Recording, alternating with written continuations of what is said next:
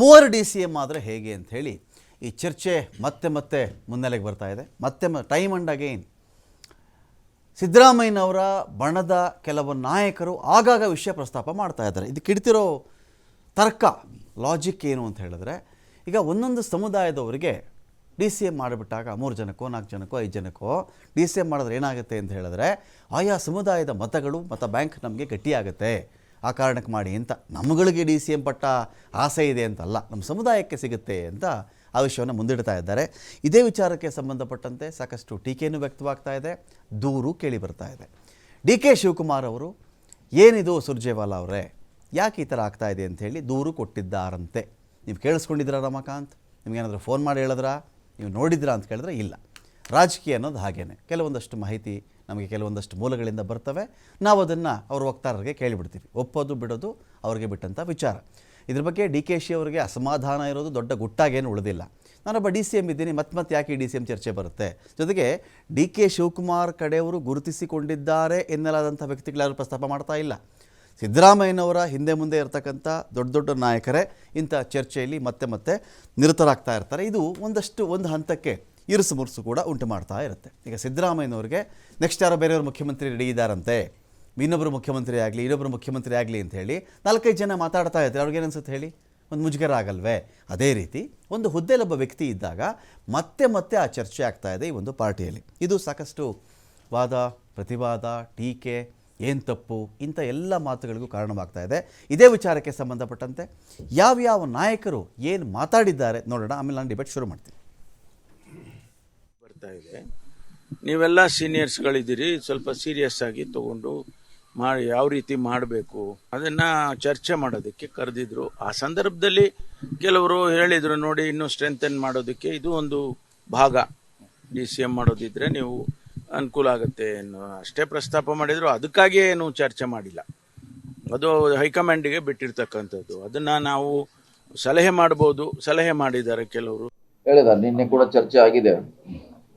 ಯಾಕಂದ್ರೆ ಇದಕ್ಕೂ ಸುಮಾರು ಜಾತಿಗಳ ಪ್ರಬಲವಾಗಿ ಕಾಂಗ್ರೆಸ್ ಪಕ್ಷ ಜೊತೆ ಗುರುತಿಸಿಕೊಂಡಿದ್ದಾವ, ಕೊಡಬೇಕಾಗ್ತದೆ, ಅದಕ್ಕೆ ಹೈಕಮಾಂಡ್ ಹೇಳಿ ಅಂತ ನಿನ್ನೆ ಸಂಬಂಧ ಅಂತ ಆಗೇನಿಲ್ಲ, ಅವ್ರು ಮಾಡ್ಬೇಕಂತ ಅಷ್ಟೇ ಹೇಳಿ, ಅಷ್ಟೇ ಅಂತೇನಿಲ್ಲ. ಪರಿಣಾಮ ಬೇರೆ ಬರ್ತೈತಿ, ಆಯಾ ಸಮುದಾಯಗಳ ಮಾಡೋದ್ರಿಂದ ಆಗತ್ತೆ. ಯಾಕಂದ್ರೆ ವೋಟ್ ಬ್ಯಾಂಕ್ ನಮ್ದೇ. ಈಗ ನಾವು ಮಂತ್ರಿ ಇದ್ದೇವೆ, ಏನ್ ಮತ್ತೇನು ಅಧಿಕಾರದಲ್ಲಿ ಕಡಿಮೆ ಇದೆಯಾ? DCM ಆದ್ರೆ ನಾನೇನು ಈಗ DCM ಬೇಕು ಅಂತ ಕೇಳೋದಿಲ್ಲ ಅಂತ ನನ್ನ ಅಭಿಪ್ರಾಯ. ನಾನು ಹೇಳಿದ್ದೇನೆ ಇವತ್ತು. ಈ ವಿಷಯಗಳ ಬಗ್ಗೆ ನಾನು ಬಹಿರಂಗವಾಗಿ ಮಾತಾಡೋಕೆ ಹೋಗೋದಿಲ್ಲ, ಏಕೆಂದರೆ ಇದೆಲ್ಲ ನಮ್ಮ ಪಕ್ಷದ ಚೌಕಟ್ಟಿನಲ್ಲಿ ಚರ್ಚೆ ಮಾಡಬೇಕು. ಈಗ ನಾಳೆ ಅಧ್ಯಕ್ಷರು, ಮುಖ್ಯಮಂತ್ರಿಗಳಿದ್ದಾರೆ ಮತ್ತು AICC ವರಿಷ್ಠರಿದ್ದಾರೆ, ಖರ್ಗೆ ಸಾಹೇಬರಿದ್ದಾರೆ, ಎಲ್ಲರಿಗೂ ಅವ್ರಿಗೆಲ್ಲ ಗೊತ್ತೇ ಇದೆ ವಿಷಯಗಳು. ನಾವು ಏನು ಮಾತಾಡಬೇಕು ಆ ಒಂದು ವಿಷಯಗಳನ್ನು ನಾವು ಅವ್ರಿಗೆ ಕೇಳಿ. ಸಿದ್ದರಾಮಯ್ಯ ಅಥವಾ ಶಿವಕುಮಾರ್ ಬಂದಾಗ AICC ಅಧ್ಯಕ್ಷಕ್ಕೆ ಬಂದಿರಲ್ಲ, ನನ್ನ ಹತ್ರ ಏನಾದ್ರು ಬರ್ತದೆ, ಬಂದಿಲ್ಲ. ಸುಮ್ಮನೆ ನೋಡಿ, ಹೋದ ಮೇಲೆ ಅಥವಾ ಇಂಥ ಎಲೆಕ್ಷನ್ ಟೈಮ್ನಲ್ಲಿ ಇಂಥ ವಿಚಾರ. ಅದು ಅವ್ರ ಪಕ್ಷಕ್ಕೆ ಸೇರಿದ್ದು 3-28 ಜನ ಕರೆಸ್ಕೊಂಡವ್ರೆ. ಪೇಪರಲ್ಲಿ ನೋಡಿದೆ, 28 ಡೆಪ್ಟಿ CM ಮಾಡ್ಕೊಳ್ಳೋದು ಒಳ್ಳೆಯದು. ಯಾಕೆಂದರೆ ಅವ್ರಿಗೆ ಮುಂದಿನ ಪಾರ್ಲಿಮೆಂಟ್ ಚುನಾವಣೆ ಗೆಲ್ಲಲಿಕ್ಕೆ ಎಲ್ಲರಿಗೂ ಡೆಪ್ಟಿ CM ಮಾಡಬೇಕು ಅನ್ನೋದು ಅವರ ಏನೋ ಒಂದು ಡಿಮ್ಯಾಂಡ್ ಇದೆಯಲ್ಲ, ಜಾತಿವಾರು ಮಾಡಿದ್ರೆ ಚುನಾವಣೆ ಗೆಲ್ಲಬಹುದು ಅಂತೇನೋ ಡಿಮ್ಯಾಂಡ್ ಏನಿದೆ. ಈಗ 36 ಜನ ಮಂತ್ರಿಗಳವರಲ್ಲ, 36 ಜನಕ್ಕೂ ಡೆಪ್ಟಿ CM ಅಂತ ಅನೌನ್ಸ್ ಮಾಡಿಬಿಟ್ರೆ ಭಾಳ ಅದ್ಭುತವಾದ. ಇದ್ರ ಬಗ್ಗೆ ಮಾತಾಡಲಿಕ್ಕೆ ನಮ್ಮ ಸ್ಟುಡಿಯೋದಲ್ಲಿ ಡಾಕ್ಟರ್ ಸತೀಶ್ ಕುಮಾರ್ ಇದ್ದಾರೆ, ಆಮ್ ಆದ್ಮಿ ಪಕ್ಷದ ವಕ್ತಾರರು. ಸ್ವಾಗತ ಸತೀಶ್ ಕುಮಾರ್ ಅವರು ನಿಮಗೆ ಡಿಬೇಟ್ಗೆ. ಇನ್ನು ಅನಿಲ್ ಕುಮಾರ್ ತಡಕಲ್ ಇದ್ದಾರೆ, ಕಾಂಗ್ರೆಸ್ನ ವಕ್ತಾರರು. ಸ್ವಾಗತ ಅನಿಲ್ ನಿಮಗೆ ಡಿಬೇಟ್ಗೆ. ಇನ್ನು BV ಗಣೇಶ್ ಇದ್ದಾರೆ, BJPಯ ವಕ್ತಾರರು. ಸ್ವಾಗತ ನಿಮಗೆ ಗಣೇಶ್ ಅವರೇ. ಮೊದಲಿಗೆ ಅನಿಲ್ ಅವ್ರನ್ನ ಕೇಳಿಬಿಡ್ತೀನಿ. ಅನಿಲ್ ಅವರೀಗ 36 ಜನ ಮಂತ್ರಿಗಳು ಅಂತ ಆಗಬೇಕಾಗತ್ತೆ, ಒಂದಷ್ಟು ಖಾಲಿ ಉಳ್ಕೊಂಡಿರಬೇಕು. ಎಲ್ಲರನ್ನೂ ಮಾಡಿಬಿಟ್ರೆ ಅನುಕೂಲ ಅಂತ ಕುಮಾರಸ್ವಾಮಿ ಅವರ ಅಭಿಪ್ರಾಯ ಒಂದು ಕಡೆ ಇರಲಿ. ಈ ಜಾತಿವಾರು DCM ಮಾಡಿದಾಗ ಮಾತ್ರ ನಮಗೆ ಜಾತಿಯ ಮತಗಳು ಬರ್ತವೆ ಅನ್ನೋ ಒಂದು ಕಾನ್ಸೆಪ್ಟನ್ನು ಹರಿಬಿಡ್ತಾ ಇದ್ದಾರಲ್ಲ, ಇದು ಹೇಗೆ ಲಾಜಿಕಲಿ ಹೇಗಿದು ಅಂತ? Ramakant, I don't know.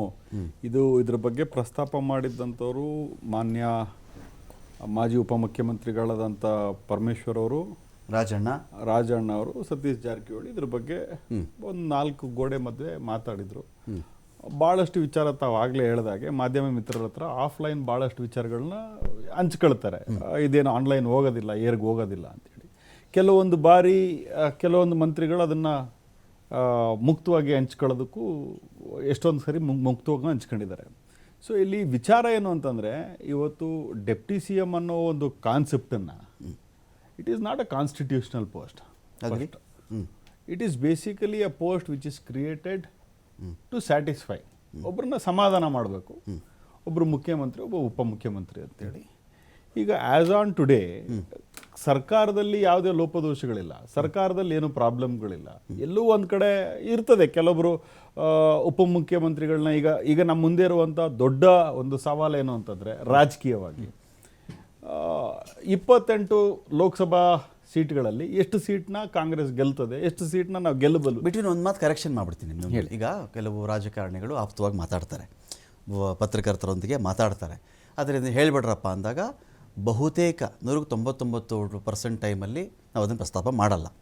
ಕೆಲವೊಮ್ಮೆ ಏನಾಗುತ್ತೆ, ಬಹಿರಂಗವಾಗಿ ಹೇಳ್ತಾರೆ. ಅಕಸ್ಮಾತು ಈಗ ಯಾರ ಹತ್ರನೋ ಮಾತಾಡಿದ್ದು ಇನ್ನೊಬ್ಬ ಯಾವುದೋ ವರದಿಗಾರನಿಗೆ ಕಿವಿಗೆ ಬೀಳುತ್ತದು, ಹಿಂಗೇನೋ ಆಗಿದೆಯಂತೆ ಅಂತ.